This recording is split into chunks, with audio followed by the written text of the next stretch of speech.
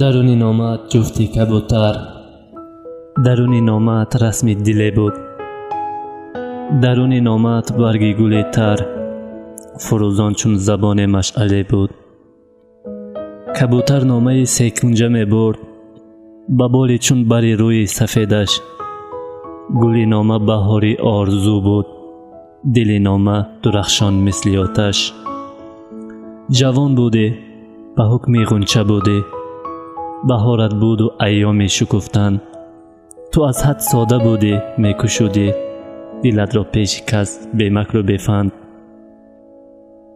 درونی درس از استاد پنهان، به کاغذ رسمی کفتر میکشیدی و را با رنج ها چون صورت جان از آن بودش نکوتر میکشیدی. سخنهایت چی ناپیوسته بودند، گواهی لرزه دل، لرزه دست. نگاهایت در آن خط خسته بودند که عشق و عاشقی دو روزه بود است.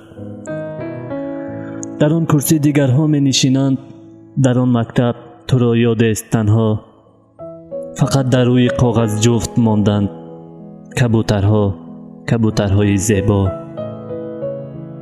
گلی رویت کنون گل دسته ای کیست، کبوترها کجا پرواز کردند.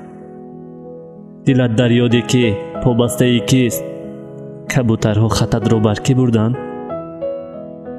مرا با تو دل بود روی آذر، ره بر جانب سرمنزل بود.